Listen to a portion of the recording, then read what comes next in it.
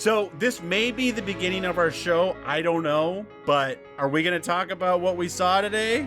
Can we talk about what we saw today? Why wouldn't we? Sure. I mean, I don't know. It's a little bit more, I think, poignant for me and Jeremy, because we've read all the way to the end. But well, it's just super spoilery. Like, I'm fine talking about it's very spoilery, but we could, dude, it's big. Let's talk about it a little bit, Jeremy. Let's be vague. Sure, we can do that. I mean, I don't know, because I always took it as Perrin was just like, I'm done with this game, and just, Yeah. But I didn't fucking do the fact that she was, he was compulsed and being manipulated the whole time. She's still alive, which is crazy. After the last battle. So basically, the short version is someone dies at the end of the books. And we all just found out today that they're not dead. Yes. Well, and they said it's not a retcon thing. That they said, like, they wrote it. They wrote it with this intention, and it was supposed to be that way. And I was like, holy mother of shits. Even with the grain of sand that I know, it makes perfect sense. Yeah. Totally, because we've talked about how there have been times when could have just ended shit. Like, hey, she comes across Ren when he can barely fucking hold his dick. Yeah. Same with Perrin, before they get super strong in their ways. And she, there are so many times when even, and when I read it, when I was watching the video, I was like, oh, I always thought it was kind of weird that she just didn't try to attack them. She could kill Moraine. She could kill Rand. She could kill, Nynaeve, all right there. They're all kind of suspended in time. They're completely defenseless. And she doesn't even attempt to. Is that why Rand wears those like half chaps so that he can find his dick so he can get better at holding his dick? Yeah. Yeah. Well, see, that's the thing is, so I came across a couple of things and you'll get to it pretty quickly. If you started Dragon Reborn yet? Yes. Have you gotten to to the end of chapter 2, I think? No. Okay, so you'll get to that really quick, and it's nothing crazy. It's a moment when. And I just want everyone to know, I gave it an honest try. I listened for more than an hour today on 1.3 speed, and I got to the end of chapter 1. So, it's a long first fucking 5 chapters. Prologue or so. is 45 minutes. Yeah. Yeah, the prologue. I was listening to it today. I'm like, okay, I can't listen to this prologue again. It doesn't. It's fucking amazing. It's good, but I was wanting to get into the meat of the story because I was kind of like I was afraid I was behind you, and I was like, okay, he's not going to give a shit about the prologue. Well, wrong again, Justin. Without being too spoilery, maybe he can't even do this. Maybe he can't even do the sword at this point. At a certain point, he hasn't tried yet. He hasn't tried. He doesn't have a sword anymore, so when he needs it, he'll just channel us basically his Heron Mark blade, but made of fire. Yeah. So it's like it's in the one clip that we listened to, Des, where he. Oh, did he lose his Heron Mark at the end of book 2? It, like he said, it melted in. Is it gone? Somebody. Spoilers. Never comes back. Never comes back. No way. Yep, Dad's sword's gone. Oh, grounded. When he does finally get to a point where it's like one of the first things that he can do, like anytime he needs to, is to channel that sword of fire. And I think part of it is he's familiar with it, and he's confident that he can do something with the sword as well. So it kind of helps him focus. But by book 5 and 6, he's to the point where he just kind of starts to do stuff, and it's really amazing. Can he channel a 3-foot dildo and just smack people with it? Or is it only swords of fire? Technically, it would be air, so, Okay. I just want to know. It would hurt. I mean, ooh, it would be fire. Burning. You're so tough. My anus feels like burning is how that would go. But Rand is at a point where he's learning to be able to get to the point in the void where he can fill himself with Sidene, but then he doesn't know what to do with it. And so it's a little thing where it's like him and Perrin are talking, and he's like, I couldn't do anything. He's like, but I thought about bringing the mountain down us. Perrin's like, I'm real glad you didn't do that. These are all in early Dragon Reborn. Like I said, if the people out there can't... The one I just talked about is like the 5th book, but it's like, okay. I think it's really important. And I think that it could come in. One reason I was thinking about doing it is because I think that if they're going to move the show along as fast as they are, I feel like he might get his teacher maybe even at the end of this season, but definitely next season. Don't shake your head, Jeremy. Nah, it'll be next season. because the whole next season is Shadow Rising. What's I'm saying? I was thinking maybe we might get like how we got a peek of the Sanchan, just rolling over that little girl. Maybe you get a group of a picture of the peddlers' wagons with the really fat lady and the gleeman. Yeah, that's very possible. I think that it's probably going to end on the stone. That's how I think it's going to end, on the Stone of Tyr, and probably the Battle of Falm. And I think you're going to have Perrin is in Falm, and maybe even maybe Matt with him, but Matt might be. No, Matt's got to be at the stone. Matt has to be at the stone, dude. He doesn't have to be anywhere. No, you know what? After we saw the first season. All right, let's get into this. Hey, you know what? Matt should have been in with Uno and all those guys. Where are they at? Basically trying to catch up to Rand. They go to Kinslayer's dagger. Yeah, but what's the no? I'm talking about in the first book. Matt should have gone through the ways to get to Faldara.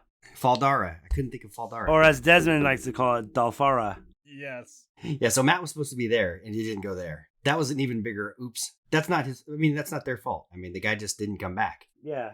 He was like, well, I'm done. In season 3, Matt's going to be played by Dave Franco, so. I love Dave Franco. He's going to kill it. I know it. Season 4, he's played by Bobby Lee. Now we're always. Yes. Fantastic. Can you even remember what you were going to say, Justin? I dare you. I do. The other ones I wanted to talk about were kind of like just the Karakarn. Season 4, Kevin Hart. Who's he gonna play? Who will he play? He's gonna play Matt. They're gonna change him every single year. Every year we get a new Matt. That's the whole shtick. And then season 5, it'll be like you gotta do a gender swap. Yeah, I was just gonna say. No, it's gotta be The Rock right after Kevin Hart. Well, okay, yeah, you're right. It's gotta be. Then you go to like a super like Mindy Kaling. Yeah. Totally like yeah. If this was like 2 years ago, it'd have been Betty White. And that would have been perfect. No, they would have been twins. It would have been Betty White, Sandra Bullock. There you go. You know what? As the king of the one-liners, I think we can do this. She would have, you know what? She'd have been great. Honestly, can you imagine her with the Ashendari and the hat and everything? And she's all, she gambling all night long, getting all bleary, waking up all bleary-eyed and hungover. Yeah, it'd be. Matt's coat was wrinkled like he slept in it. 'Cause he fucking did. We'll keep that on. We'll keep your stuff kind of on the back burner. I think it's good stuff, Justin, but we'll just try to hold off on it. Well, I got some stuff that'll be topical that's not too far ahead that I think will be important to this season, and I just wanted to throw it out there and see what you guys thought. A couple of them are a little too far ahead. We can definitely wait on them. Well, and it'll help too that you guys are going to be able to go ham on book 3 here any minute. So, because like I said, if the listeners can't keep up with me, then they deserve to be spoiled. That's my Yeah, well, that's why I said I started over, and I'm like, okay, I'm going to start like picking out some stuff that I think should. So, how much of the prologue of The Dragon Reborn, because they set up some pretty gnarly shit of pitting themselves against each other just to basically draw Rand out. How much of that comes to fruition, and how much of it is just the bad guy beating his chest? I can't remember any names. I'm sorry, I'm terrible with names, so I can't remember. Are you talking about with the White Cloaks? Yeah. He tells one guy, if he dies, I'm killing your whole family. And then he tells the other guy, if you don't kill him, I'm killing your whole family. Right. Yeah, that's the Jaestrom Caridian. I can never remember how his name is pronounced. Jitchim Carradine. But yeah, it's pronounced David Carradine. He's he has one of the hardest jobs because he's a bad guy, obviously. And he's a dark friend, but he's also a white cloak. I think they just fuck with him because like you're the worst kind of dark friend. They're like, you're just gonna give you like the most impossible task, you piece of shit. Yeah, you think you're the most sanctimonious. Like you're fucking everybody over. Yeah, you're a piece of shit. Well, and they call everybody a dark friend in that conversation. They call Rand a dark friend. They call Aes Sedai dark friends. They call the whole Two Rivers dark friends. Yes. To the White Cloaks, though, they are, because that's just they're such zealots. Like that's that's your answer for everything. Exactly. Well, why did they do that? They're dark friends. Why do you like popcorn with too much butter? Because they're dark friends. Motherfucking dark friends, dog. You can't trust Believe them. it or not, no butter, dark friend. Butter, too much butter, not enough butter, dark friend. Dark friend. Also dark friend. Also dark friend. Oh, you undercook a chicken? Dark friend. You overcook a chicken. Believe it or not. Dark friend. Overcook, undercook, dark friend. You undercook chicken, you are trollic, not dark friend.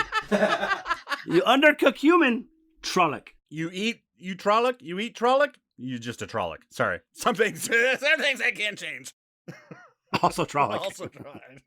And then I know we've talked about this a little bit. I know we've talked about portal stones, but I don't care if we've talked about it before. I'm willing to take another deep dive on Flicker. That's fine. That's a good one. Because that whole scene is really good, and I really think we're going to get some version of that in season 2.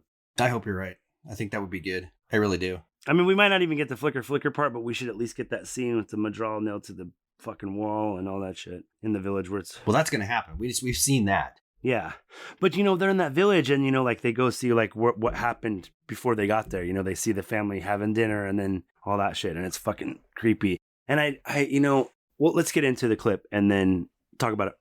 Thank the light, everyone! I am Flicker. And then I was doing the greatest lost podcast that ever existed. Flicker. And then Justin and Desmond were rewatching The Big Lebowski over and over again and talking about it. Flicker. And then I saw Jeremy and I going from bar to bar talking about all the wonderful beers we were doing. Flicker. And these are my wolf brothers. I am your thirsty guy in the desert with the shufa on his face. Flicker. I watched Revenge of the Jedi because I'm from the alternate timeline. Whoa! Where not only did Guido shoot first, but Han's dead. No, alternate timeline. Han is still alive. Mm-hmm. I interviewed a potential employee today that goes by Han. So he's hired. So yeah, he is. And I'm hairy like Chewie. Yeah, like Chewie. I'm like Chewie. I told you I call my nephew C2T2, right? No. Because he's one of those four-namers. His full name is Charlie Cormac Charlie Trigg Trotter. So 2 C's, 2 T's. So he's C2T2. It's a dope nickname. He doesn't like it, but he'll fucking learn. He better. He'll figure it out. Tell him to be cooler. Come on, Cormac. That's a cool nickname, man. It's better than Fatty. That's my nickname. I love my nickname, and it's still better than that. Welcome to the Wheel of Time podcast. We are your true source, Superior Light, your companion cast, a warder, if you will, for this journey through all things Wheel of Time. Today, if you haven't figured it out, we're going to be talking about the next level of portal stones. And I want to go deep on this because from what I hear, it's not really going to come back. And if it were up to me, I would just do a whole podcast about Rand flickering from timeline to timeline. I'd be doing crossover episodes with Time Pop, and that's just all I would be doing. But I got to take it while I can get it. God forbid it doesn't come up at all in the show and they just gloss right over it. Then I'll be really sad. So we're going to be listening to The Great Hunt, Chapter 37, What Might Be. And this is Rand. I'm skipping over a lot. And we're going to listen to a lot, too. I'm going to cut it down for the episode. But here live, we're going to listen to a lot of it because I want to get to a couple flickers. But Rand, is this the first time he's using a portal stone? Or is it just that he's under duress? It's just like, fucking, and he's like, well, let me just think about this. And they're like, shut the fuck up and get us out of here. No, I think it's more of, so the first time he uses one, I don't think he used it. It's when Celine. Since we're spoiling it, Lanfear. A person to be named later. I think. A player to be named later. An artist formerly known. Yeah, so she uses it to transport Rand, Loyal, and Huron to this weird world. And then to go back, she tricks him in saying oh, you can use the power, or you just have to concentrate on this symbol, because she knows which symbol to look at. But when Rand uses it the second time, he's just kind of guessing. He doesn't really know which symbol it's supposed to be. And also, I think he doesn't know how to use the power so great. So maybe he puts too much power into it or not enough power into it. So issues happen. Or his mind wanders mid-surge. Or it's just first time you try to fucking poach an egg, you might fuck it up. Joke's on you, Or buddy. it comes out perfect the first time, and then the second time you try to recreate it, and you're like, well, what happened? It came out perfect the first time. Exactly. I did it so right the first time. Well, you don't really understand the science behind it. Put some fucking vinegar in that water, boy. The Great Hunt, Chapter 37, What Might Be. He reached for it, and it filled him, made him alive. He did not move a muscle, but he felt as if he were quivering with the rush of the one power into him. The symbol formed itself, an arrow piercing a circle, floating just beyond the void, as hard as the stuff it was carved on. He let the one power flow through him to the symbol. The symbol shimmered, flickered. Something is happening, Therin said. Something. The world flickered. The iron lock spun across the farmhouse floor, and Rand dropped the hot tea kettle as a huge figure with ram's horns on its head loomed in the doorway with the darkness of winter night behind it. "Run!" Tam shouted. His sword flashed and the Trolloc toppled, but it grappled with Tam as it fell, pulling him down. More crowded in at the door, black mailed shapes with human faces distorted with muzzles and beaks and horns, oddly curved swords stabbing at Tam as he tried to struggle to his feet, spiked axes swinging, red blood on steel. What do you think this is, Jeremy? Is this him just kind of reliving this in a nightmare? Do you think he's revisiting that night somehow at the portal stone? I think he's seeing what could have happened. Like the alternate versions of that night? Exactly, because what happens is, what the first thing is, Tam jumps forward. He kills that first Trolloc. It falls in the doorway, and it blocks the other guys. And he's like, run. This time, he kills the Trolloc. It falls on top of him instead of falling backwards. And then, so that one little change, this is my opinion. Changes everything. Exactly. This is my opinion. It's like, this slight little change, it could have been completely different. Well, that's your kind of time travel tie-in. That's your butterfly effect, Yep. One little thread in this pattern is slightly different, laying over a different one, and it affects everything going forward after that. The dominoes fall a different way. And did. Ashton Kutcher's never born. No! He threw himself over the table to help his father, and screamed again as the first sword ran through his chest. Blood bubbled up into his mouth, and a voice whispered inside his head, "I have won again, Lewes, Therin." Flicker. Rand struggled to hold the symbol, dimly aware of Varen's voice. Is not. The power flooded. Flicker. Rand was happy after he married Egwene, and tried not to let the moods take him, the times when he thought there should have been something more, something different. News of the world outside came into the Two Rivers with peddlers. So what I'm thinking is that the way he's doing this, that everyone is kind of seeing something. That's absolutely true, because if you remember, this is when Ingtar. Ingtar's like, I walk in the light. He's like grabbing him. He's like, I walk in the light. Not everything we're about to hear we've seen a different version of, right? Some of this stuff is actually in the future, isn't it? Or is all of this alternate versions of what we've seen? Some of it is like that. Did you ever see that episode of Star Trek The Next Generation where Picard gets hit by some probe and then he's on some other planet and he lives an entire lifetime? Oh, I haven't. Oh, it's pretty good. That's actually really sad. He lives an entire lifetime as Dr. Xavier. Yes. Wow. I totally missed that episode. I gotta You're watch good. that. No, he lives an entire life on this other planet, and it's basically like their planet was doomed, so they sent this out so that they can keep their memory alive. So he gets married, has kids, all this stuff, grows old. He's like really old and learns how to play the flute. Of course he does. And then wakes up. And then he's like, oh shoot, like, oh man, it was all a dream, but it wasn't obviously a dream. It's a really cool episode. All of that to say, that's just kind of what happens with that. He's with slight changes. Moraine never goes to, in this one that we're about to hear, Moraine never makes it out to the Two Rivers. So he just lives his life and marries Gwen, but then he's also channels. And then he starts to slowly go crazy. Oh. Yeah, and basically he starts to kind of rot like a leper, and he gets these headaches, and then after the headaches, lightning and thunder and fires happen. And I don't know why we're talking. We should probably talk about it after the clip. After the clip. Sorry, I know. ADD, buddy. Always news of fresh troubles, of wars and false dragons everywhere. There was a year when neither merchants nor peddlers came, and when they returned the next, they brought word that Utter Hawkwing's armies had come back, or their descendants at least. The old nations were broken, it was said, and the world's new masters, who used chained Aes Sedai in their battles, had torn down the White Tower and salted the ground where Tar Valon had stood. There were no more Aes Sedai. It all made little difference in the Two Rivers.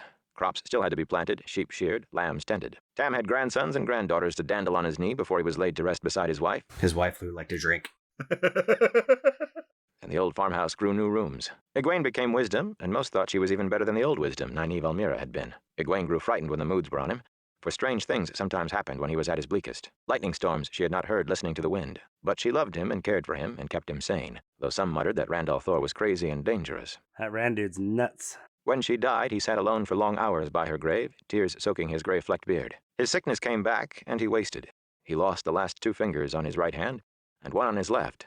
His ears looked like scars, and men muttered that he smelled of decay. Yet when the dire news came, none refused to accept him at their side. Trollocs and Fades and things undreamed of had burst out of the blight, and the world's new masters were being thrown back. So Rand took up the bow. He had just fingers enough left to shoot, and limped with those who marched north to the river Therin. Men from every village, farm, and corner of the 2 rivers, with their bows and axes and boar spears and swords that had lain rusting in attics. Rand wore a sword, too, with a heron on the blade, that he had found after Tam died, though he knew nothing of how to use it. And at the Therin, the people of the 2 rivers met the invaders.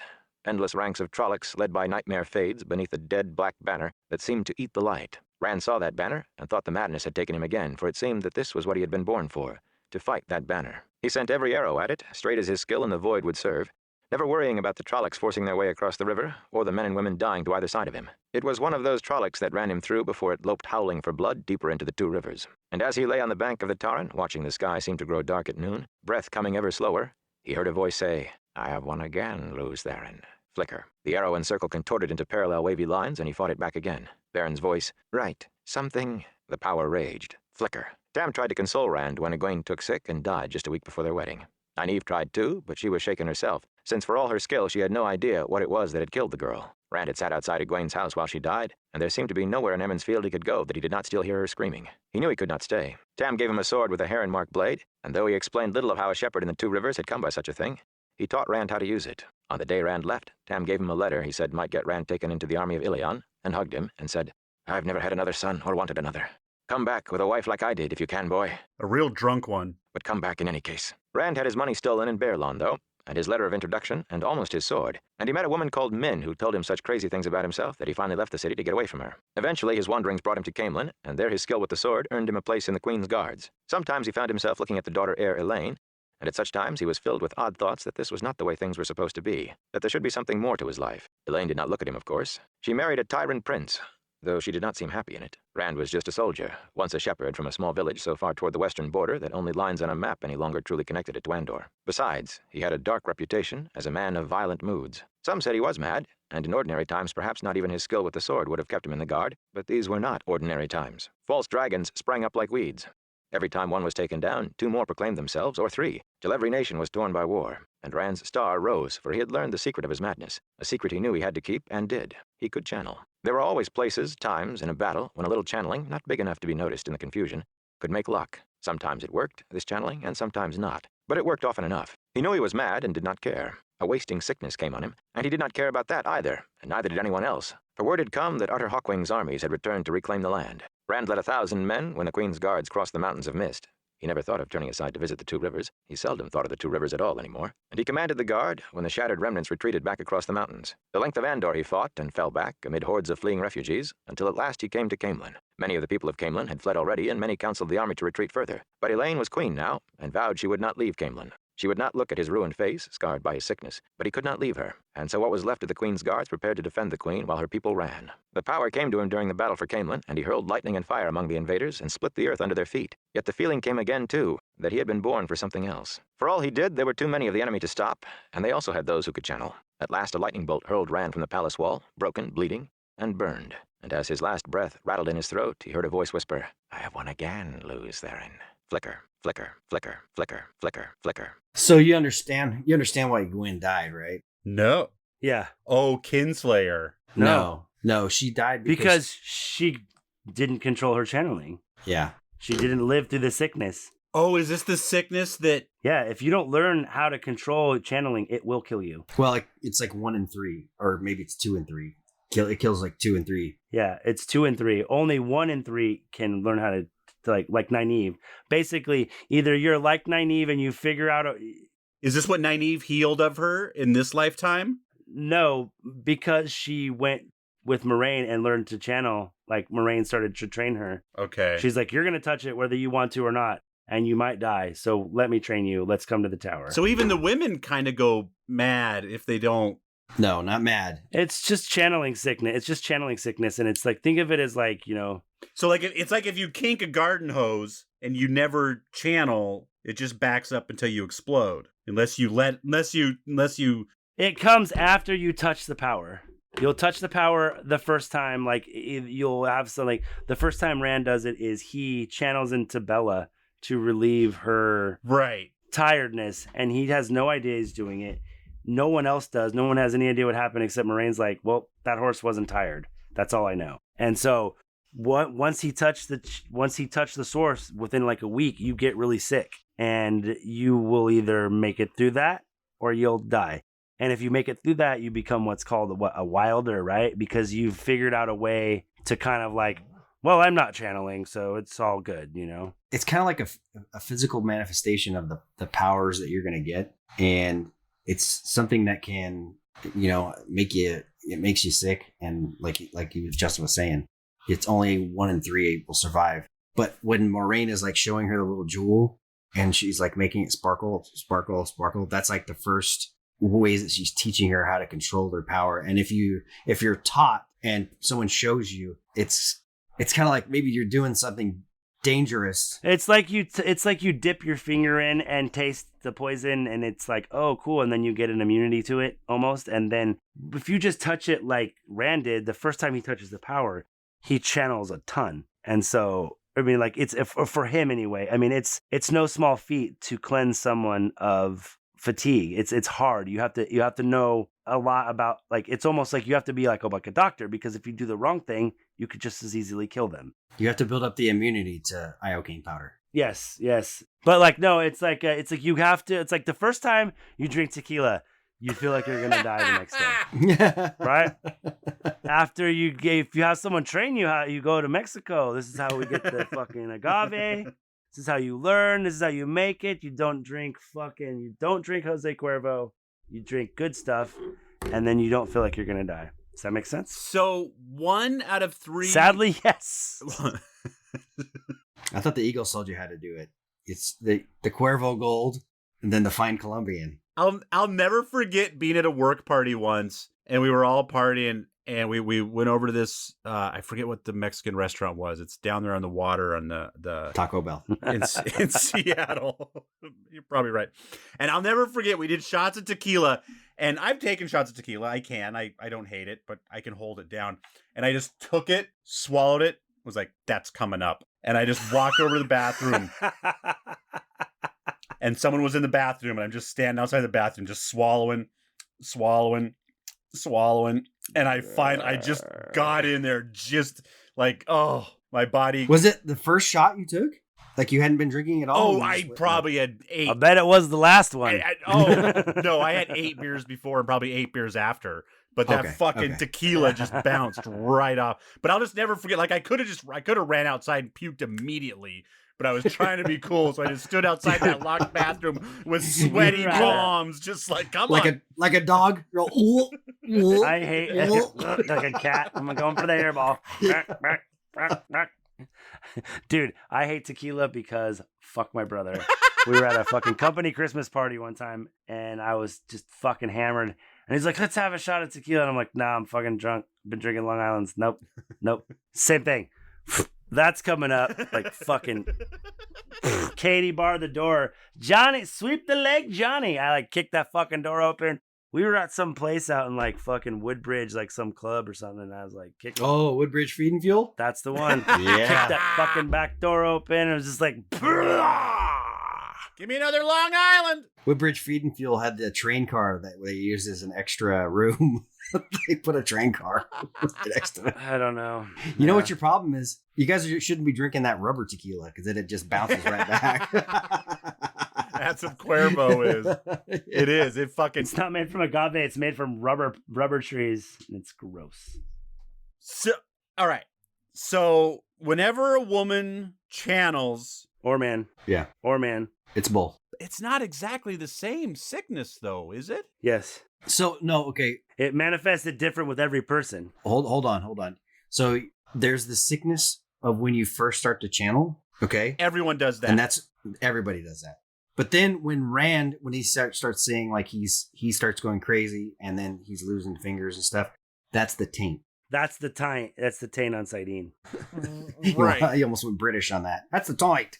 I went. It's a taint on. It's a taint on crikey. It's a taint on Sidene. It's toit. Yeah. Tweet like very tweet like a twigger. But so if a woman channels basically and doesn't get to an Aes Sedai within a week, she has a 2 in 3 chance of dying. Yes, more or less. Survey says that's what the Aes Sedai say. Now, if can she keep channeling and keep uncorking the sickness, or is it just? It's not about that. The sickness is going to come. You've no got the matter devil in you now, and you've got to deal with it, and then you'll move on. Unless someone's there to help you, transition through from start to finish of when you first start, you're going to get that sickness. And if you don't get the sickness, do you just become a channeler, or are you kind of a weird channeler? No. Yeah. Well, I think if I'm Jeremy, you can definitely correct me if I'm wrong, but I feel like Therin is the one explaining it at one point, and she's like, if you make it past the first time and then you channel again, you will get sick again, and then it will be less bad, and then you will get sick again, and then that's how Wilders build up a block. I could be cocking completely out my ass, but I swear that's how it's explained. I think that the Wilders build up the block because they don't know that they're channeling. So they have to have something to trigger it. That's basically what I'm saying, but not quite the same. I'm not sure about that part where you're talking about that it keeps doing that, because Moiraine talks about Nynaeve because she is a Wilder, what they call a Wilder. She channeled for the first time when Egwene was sick and dying from break bone fever, and that healed her. But then she got real sick, and they're like, "Oh shoot, maybe she has." Oh no, it's not. And then it went away real fast.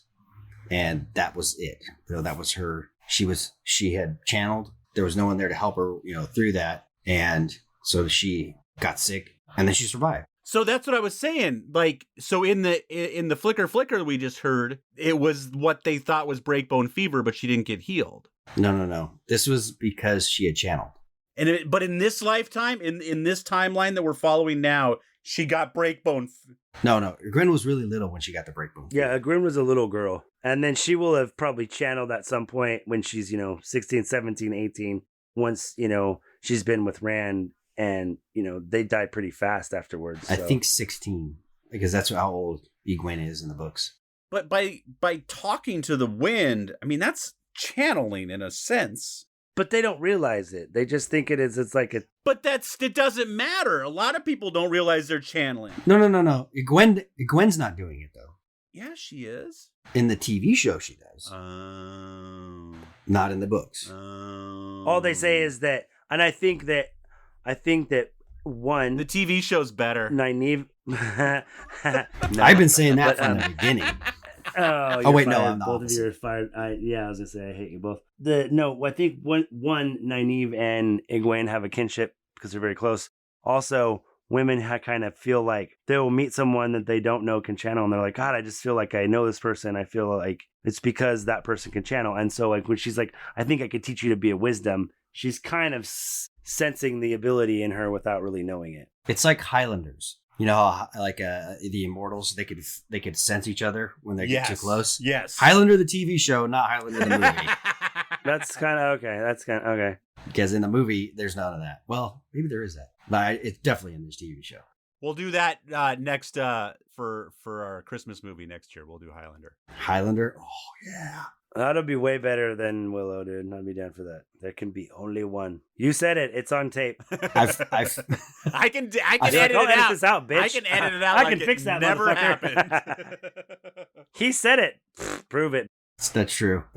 But I fell down this rabbit hole on YouTube of watching old Siskel and Eberts of when they would do the best of the year and the worst of the year. Are his references not the most like wholesome shit ever? I swear to God. It just makes me want to fucking throw up.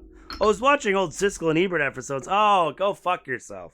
I was watching guys teabag each other all night on YouTube, but I was watching bum fights last week.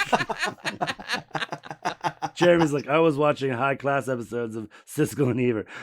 I was watching film reviews. Film. He's in said film. How far back did you go? Did you catch some like 80s shit? Like, oh yeah. Well, I started in 1990 and then I went backwards every year. But I got to 88, and guess which? Okay, Willow was on one of the lists. Which one do you think it was on? The best of the year 2 thumbs down. The worst of the year. Best of the year. It was on the worst. Oh, really? Yes, it was. And I'm listening to all their criticisms, and I was all, Oh, that's oh, I think they're right. Damn it. That's fair. That's fair. Son of a bitch. It sucked, man. When you're a kid and you watch that, like, I bet if I went back and watched Flight of the Navigator, it wouldn't be that good. Oh, It won't be. It I won't be. dare you. Falcor the fuck dragon? No. Or wait, no, that's Never Ending Story. I will give you $5 if you can watch Cloak and Dagger all the way through. Oh God! And I watched that movie so many times. What's Cloak and Dagger? So Cloak and Dagger was a movie with Dabney Coleman, and Yes. his son was like, he's just a kid, and he made up this story that his dad was like a what is that? King Ralph, Cop and a Half, Matinee, Sergeant Bilko, Ed, the Joey Tribbiani and Monkey baseball movie, Oh no! Cloak and Dagger, and Wizard. And there's 2 Bill Cosby movies on here that we won't talk about. I've actually seen like probably 3 of those movies in the theaters. Yeah, Wizard definitely, Cloak and Dagger. Oh yeah, definitely saw Wizard. God, what's Wizard? That's the Fred Savage, Super Mario 3 commercial. Yeah. Basically. Yeah. Oh, God. The Power Glove commercial. It's so... Oh, okay. Yeah, okay. I remember. That one I can watch. That one's good, bad. And then I threw in Cloak and Dagger, and I'm like, wow. So Justin forgot what Cloak and Dagger was about. Desmond, you want to explain to him? It's a kid movie. It's like supposed to be a kid movie. And when you're a kid, you're like with the kids. And so you're like, oh, this is so cool. And then you watch it as an adult, and it's like, it's not adult, but it's like. Who directed this? This is Petter-ass Hanrahan? Did I watch Fletch today for the first time in like 10 years? Whoo! Tangent. So I don't like this. Okay. I don't like you. He doesn't like you either. Des, you best watch yourself. The sickness, regardless, is weird. It's a sickness regardless, but you have to think back when people were channeling and there was the United Tower with men and women. This didn't happen, right? People would go out, they would find people who could channel. Either you'd go out and you'd find people who could channel, and then they'd be like, "Oh, this kid can channel." But what if they didn't find you? They did, because there were academies, and they would look. They had stuff that they would look for in kids, and then they would get them tested immediately. But what if you're in the outer rim and they can't get to you in time, or they can travel, dude. They have people that you'll see later on. Rand does something. They had similar. portal stones, man, and that was the slowest way to travel. No, but they could.